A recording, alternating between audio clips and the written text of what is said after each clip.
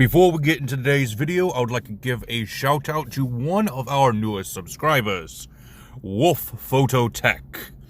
Thank you for becoming a downloader. Now, without further ado, let's get on to today's silly video.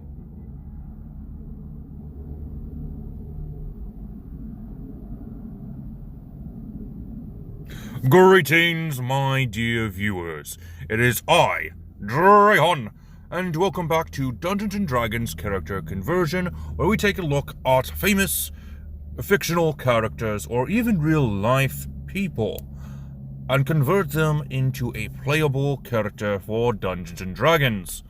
Today we have a request, or rather a dare, from Ag Silver Radio to build SpongeBob Squarepants. I've honestly been trying to avoid this build because I'm not a fan of SpongeBob. I mean, I've got one fond memory of SpongeBob SquarePants, and that was when I saw the very first movie with my best friend.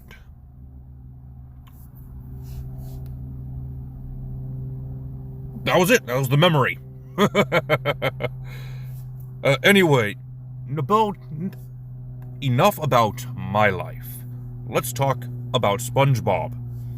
Here's what I know about SpongeBob. SpongeBob is rather durable and is able to regenerate his body parts when necessary. He is very, very weak, but he is good at, I quote, karate. So that is why we have the stats that we do.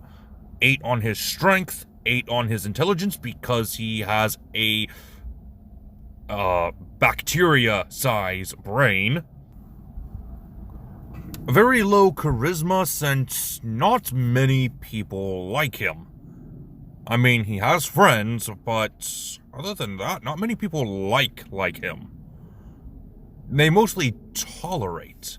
The only ones that actually do like him are his friend Patrick and Sandy, who also kind of just tolerates him as well, but does attempt to have a form of friendship. The highest stats that we have on SpongeBob are his dexterity, constitution, and his wisdom. That will come into play in a bit. These are mostly just multi-classing minimums. SpongeBob is, of course, a sea sponge, which, if you did not know, is actually an animal. Egad! That means yes. Yes, it does. That's right. When you are using a sea sponge, an actual sea sponge, for bathing, you are rubbing an animal all over your body. Anyway, we're going to be using the custom lineage race just because it's the closest thing we have to being able to do a sea sponge. I was going to do a race from Cobalt Press, but it was a plant creature, so we're not going to do that. We're going to get a +2 to our dexterity, and we're going to be grabbing the skill Perception instead of going with Dark Vision, since there have been a couple of times when SpongeBob has been in the dark and couldn't see.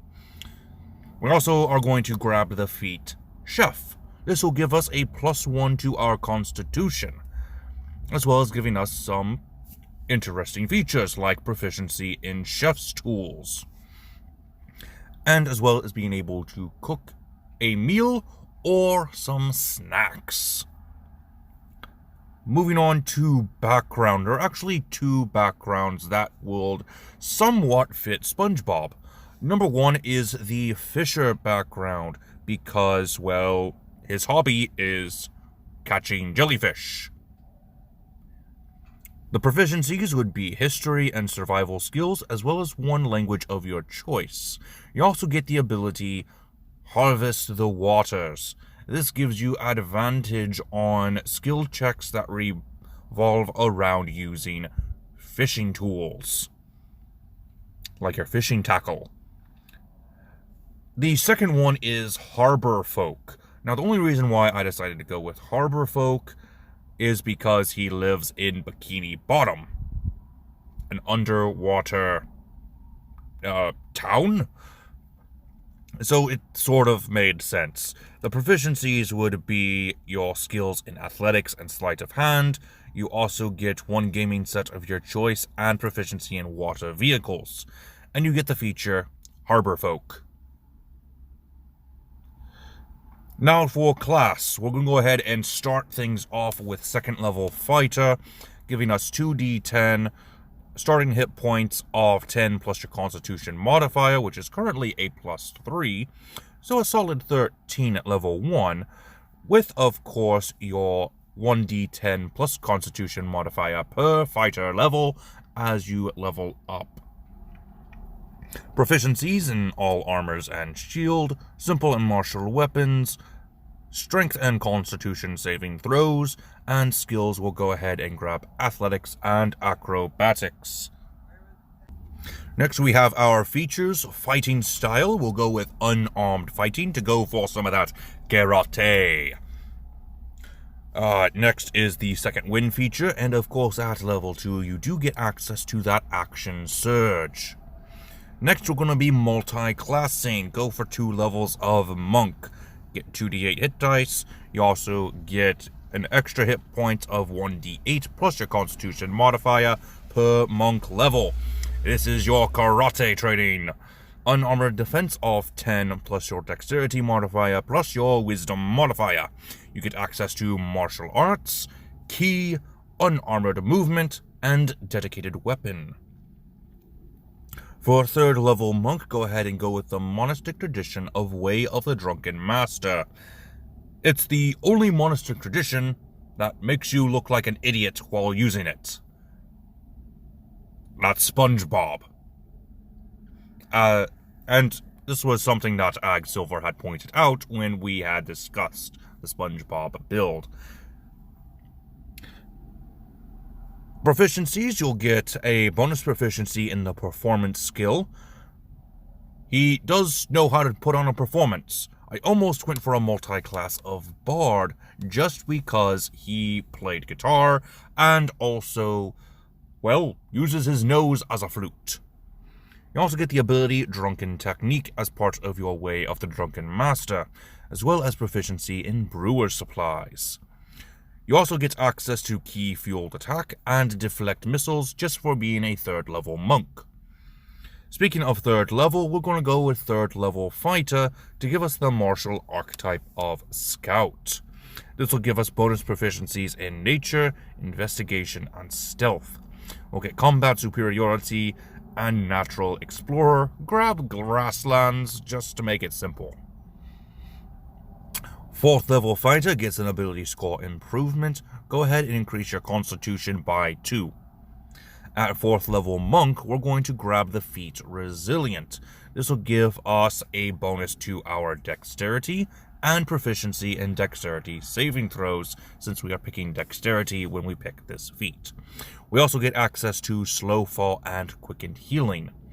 Level 5 monk and level 5 fighter both get access to extra attack, but the level 5 monk gets access to stunning strike and focused aim. Level 6 monks get access to key empowered strikes and the ability Tipsy Sway as part of being a drunken fool. Level 6 fighter would get an ability score improvement, but we're going to go ahead and grab the feat Skilled. This gives us access to 3 proficiencies in any combination of tools and skills. We'll go ahead and grab animal handling for our skill, as well as the tools a flute and a lyre. You know, the old-timey looking guitar. Level 7 monks get evasion and stillness of mind. Level 8 monks gets an ability score improvement. Go ahead and increase your constitution to a 20. Monks at level 9 get unarmored movement improvement.